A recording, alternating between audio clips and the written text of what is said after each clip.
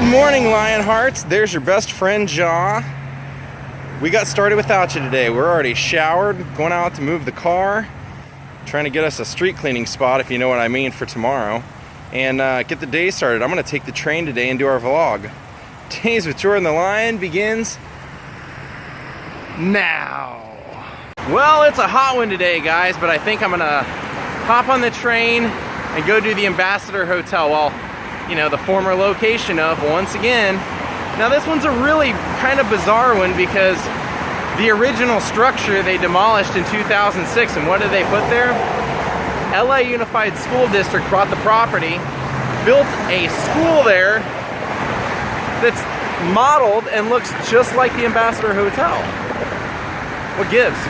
So we're gonna talk about the Ambassador Hotel, the Embassy Ballroom, the Coconut Grove, which is now a gymnasium, and all the history of the luxurious Ambassador Hotel that is no more. If you've seen Steely Dan, let him know.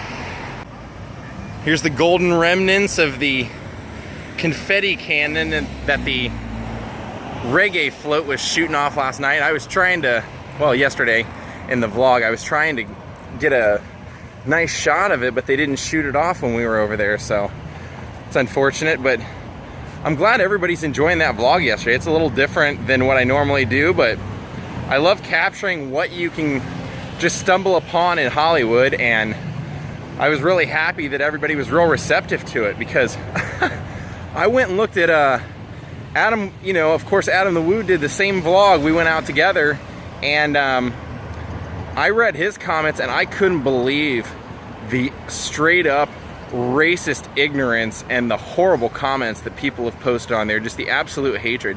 This day and age, I can't believe people still have the guts to sign something online or write something like that with a name attached to it. They ought to be ashamed of themselves. Right, Jaw? Surprised they're not saying something about you. But nobody has said a word on my page. Everybody has respect for culture on our YouTube. Well, I definitely don't need any new shoes, but what I do need is some new pants. Noticed today that my the crotch part of my jeans is almost just about worn all the way through, so I have to do something about that. Get it? Pheromones? It's just crazy to look up and see all these palm trees every day and know that they're like not even indigenous to this area. You know, they were all planted here, and now they're like a staple to Hollywood. I actually have a friend who used to live on this street, and he told me that Dolph Lundgren used to run an acting school out of an apartment over here. Kind of hits you sideways thinking about Dolph Lundgren having an acting school, doesn't it? Wow, look at what some people throw away. That looks to me like somebody who's had their heart broken by a cat. That jacket, man, that is dope. Well, the car has moved, a secure parking place has been had, and we are gonna go out vlogging. Time to hit the train, folks. That is weird. That is the exact same chair that was in the dressing room of the Wiltern Theater the other night, because I was commenting on how that looked like a harp. Weird.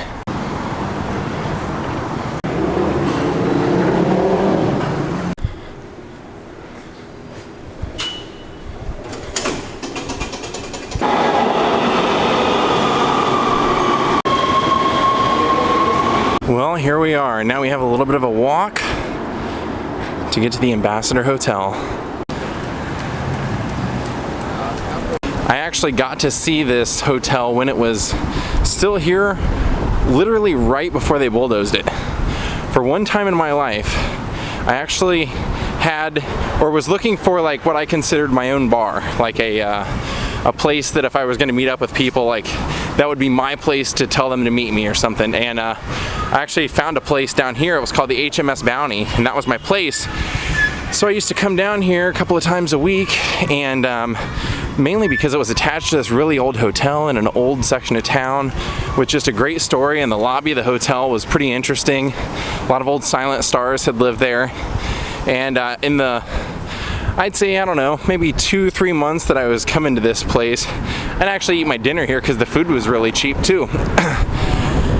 One day I'm parking out in front of the Ambassador Hotel, literally right here on Wilshire Boulevard. One day I come and it's here, and the next day I come and it's gone. Now known as Robert Kennedy Inspirational Park, and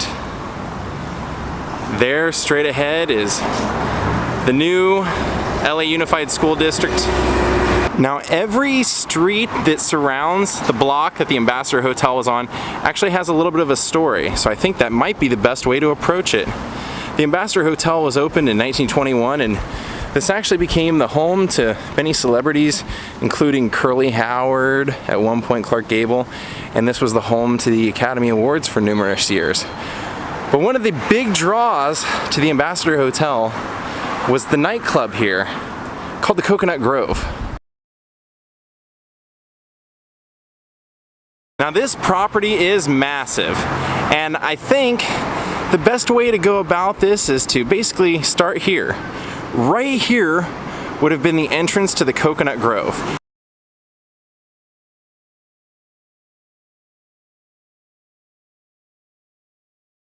And the Coconut Grove was the most famous, most expensive, largest star-studded nightly hangout of anywhere in the world.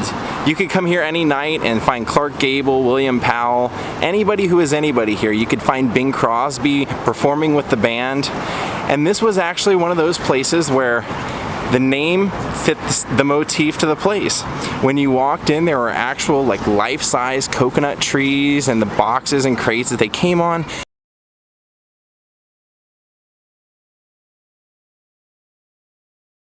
The dance floor was gigantic, except you couldn't dance on it.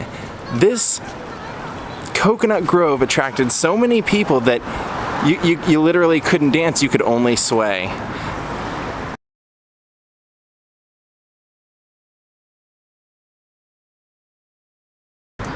Now what's interesting about this is that it became a mainstay for years and years and years, and then the whole building kind of, once the assassination of Robert Kennedy took place here, just the conglomeration of that and the neighborhood and the gangs, just everything going down, that symbolized the fall to the whole hotel.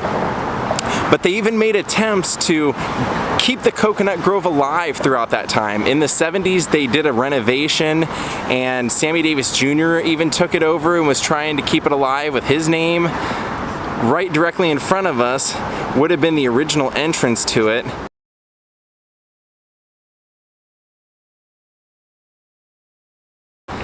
When the LA Unified School District bought this property, basically what happened was in 1989, the Ambassador Hotel realized that it was over, and they shut the doors, and Donald Trump was among the people who wanted to build like a 128 floor or some crazy monstrosity here.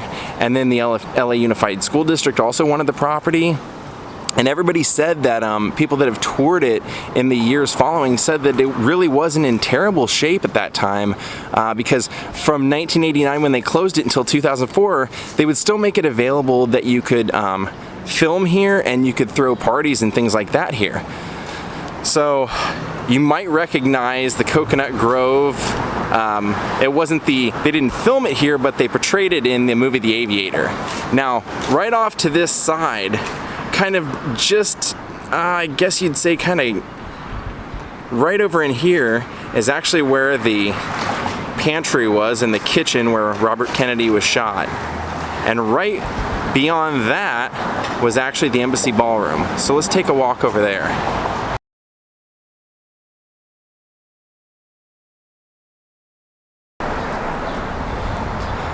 Now, when the LA Unified School District bought this property after like years and years of legal battles, they did make an agreement that they would try and preserve as much as possible, and in the end all they preserved was the kind of the front structure of the Ambassador and one of the walls to the Coconut Grove. For historical purposes, they actually took a big portion of the pantry area where Robert Kennedy was shot. They actually have saved that and preserved that somewhere, because even up till I believe like 2004, 2005, Sirhan, the man who shot, or at least was convicted of shooting Robert Kennedy was trying to get retrials and wanted to use that as evidence. Now check that out. You can actually see the original parking sign. And then if you pan over to here, over in this corner, you'll see one that says hotel. And those are original. I think I can get a pretty good angle if I cut through this parking garage, so let's see. Well, now it's a school, like I said, and right in this direction right here is where the pantry would have been.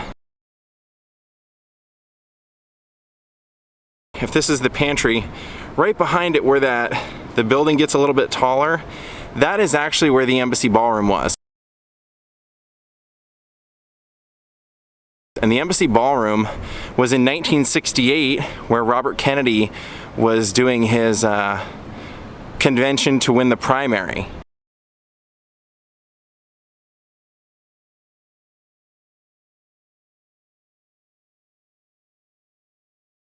Now, contrary to popular belief, or at least the way it's always been presented in my lifetime to me, was that it was almost like a done deal, but it wasn't at all. Like Robert Kennedy even says at the end of his speech that it's still a long way from getting the nomination. But he had just left the stage, was walking back through a kind of tight pantry way through the kitchen when all of a sudden gunshots started to ring out, and they cornered Sirhan, a man who they have accused and convicted of being the murderer. However, a few years ago, some people have come out, researchers have taken audio from that night and matched up various different aspects and said that they don't think that that's possible. What they've said is that Sirhan's gun only held 8 bullets, but yet 6 people, 5 including Bobby Kennedy, had been struck with bullets. Bobby Kennedy was hit with, I believe, 4, and 1 nicked his suit jacket. So once all the bullets that actually hit somebody were accounted for, there was a total of 9. Now when they went back and examined the audio that rang out, they said that there was actually, let's go over here. Let's see if we can get a little bit better angle over here. This would have been the driveway entrance to the Coconut Grove. They said that when they analyzed it later, they said that there were actually audibly 13 different gunshots ringing out. And in 2 separate situations, 2 of the gunshots ring out so quickly and in such quick proximity of each other that it would have been impossible for it to happen with just one person.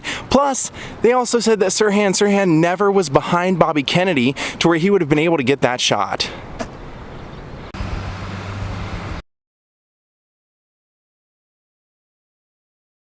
Apparently, in the last days of the Ambassador Hotel, well, before it was demolished anyway, they would actually host tours to where you could do like a 2-hour walkthrough, and they would show you the inside of the ballrooms, and the inside you could actually see the coffee shop where That Thing You Do was filmed. I mean, so many movies were filmed here, but they said that the only thing that they wouldn't allow you to take pictures of or film was the pantry. They said out of respect to the Kennedy family, they didn't want that to happen. However, if you looked at the ground, they said that you could see where over the years people had come and kind of ripped up pieces of the tile and taken it with them. And for historical sake, you would think they would want those photos taken, but... And like I said, there are a lot of movies have actually been filmed here, but I mentioned That Thing You Do for one reason, because it was really my introduction to the Ambassador. It's really when I remember hearing about it. But it's also because even though the hotel was in kind of bad shape at that time, they did do a kind of a facelift to this place for the filming of that, so that it would have an accurate feel. So when you see the front entryway, but it was also in Apollo 13, it was in Hoffa, it was in the Guns N' Roses Patience video. If you watched the Roy Orbison black and white special with his friends, that was filmed inside here. They also filmed, let's see what else, The Graduate. So I'm just basically walking all the way around the block because there's different openings at different places. But you know what else I find so fascinating about this place was that when you first would park right there, right as soon as you parked or you were dropping your car off when you would walk in, there was a what was called the Ambassador Ballroom, and then right behind that was the Embassy Ballroom, if that helps you guys kind of. And then to the left of that would be the kitchen pantry. And I am gonna put a floor plan in here so you guys will have a little bit better idea of how it's laid out. But once you walk through that front of the Ambassador to park your car, you would actually walk through like various shops, and businesses were actually located inside there on the ground floor, one of which being the Blue Book Modeling Agency and school. And what that was basically all the beautiful women in Los Angeles that thought they had any talent would come to this, and the people that ran it would see if there was anything that, any kind of job they could get you with your talent.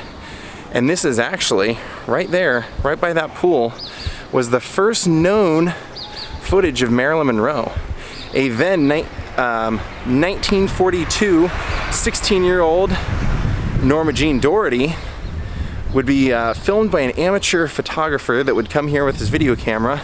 Years later he would realize that's who it was, freeze frame the still, blow it up, and he has the first known photograph of kind of a fame-seeking Marilyn Monroe.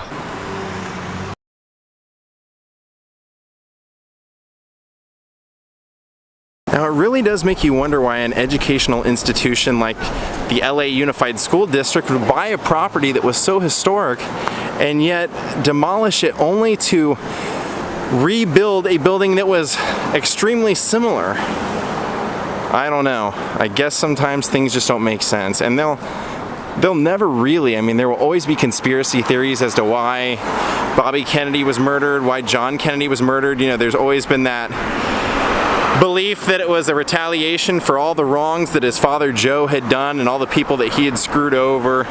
There was also a belief that it had something to do with the Bay of Pigs, something to do with just Bobby Kennedy being an enforcer. He was the #1 basically cop in the nation while his brother was the president, and made a lot of enemies. So, and it even could have been the civil rights movement. I guess we just never will know, but this will forever be the grounds of, even though Bobby Kennedy did not die the night he was shot here, he was taken to the hospital where he died the next day.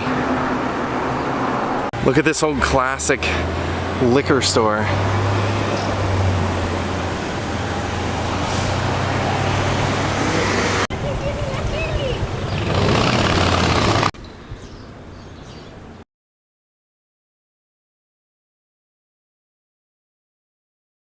Now this is the east side. And this was the side that I believe was where the entrance was if you were parking your car. And I believe this is actually the entrance that we would have seen in That Thing You Do. He decides he's gonna run back in and get Liv Tyler. Back in the day, that entrance would have been right here. You would have walked through and there would have been all these shops kind of congregating around that you could shop in. The pool would be off to the side, and then straight through and just to the right would have been the Coconut Grove. And they actually have one of the doors up there open. I wonder if I can go in there and roam around. This is where we would have seen the cars pulling in.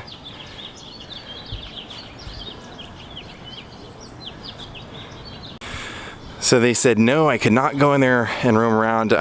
They were really nice about it. He just said that the only reason those doors were open is because they have, it's rented out the soccer fields over here, and then there's also a Korean church inside the premises here that takes place today. So I want to walk back around to the Memorial Garden, and I want to show you guys some of the quotes and what they've put together in memory of Robert F. Kennedy. Few will have the greatness to bend history, but each of us can work to change a small portion of events, and in the total of all those acts will be written the history of this generation. It is from numberless, diverse acts of courage and belief that human history is thus shaped. Each time a person stands up for an ideal or an act to improve the lot of others, or strikes out against injustice, it sends forth a tiny ripple of hope, and crossing each other from a million different centers of energy and daring, those ripples build a current which can sweep down the mightiest walls of oppression and resistance. Robert F. Kennedy. In here they have an entire wall.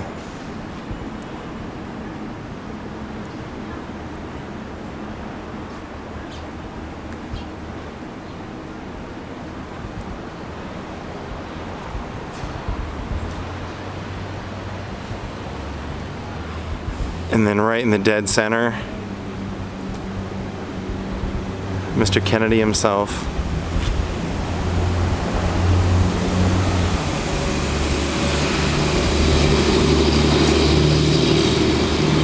And then they also put some other historical quotes from Maya Angelou, Cesar Chavez, George Bernard Shaw, and Rosa Parks as well. History will never forget the Coconut Grove. Place where Gloria Swanson, Mary Pickford, the Barrymores would hang out nightly. Judy Garland, Sammy Davis Jr. would grace the marquee headlining the Coconut Grove. Bing Crosby got his start here. Frank Sinatra appeared here. Joan Crawford, before she was Joan Crawford, when she was still known as Lucille, won a Charleston contest here. An amazing history that will never be forgotten.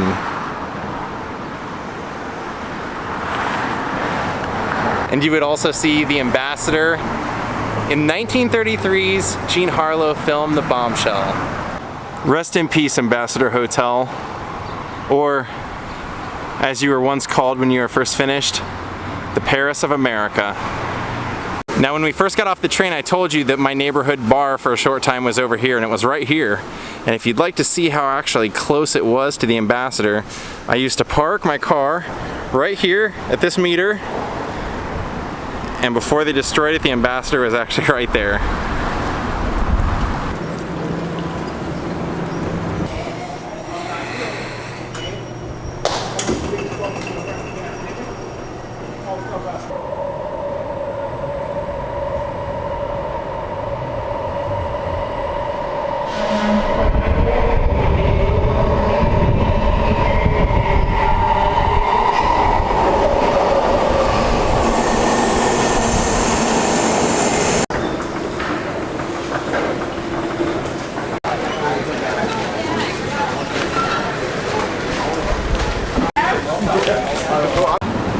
Alright, let's go find Ja. What a great day of vlogging.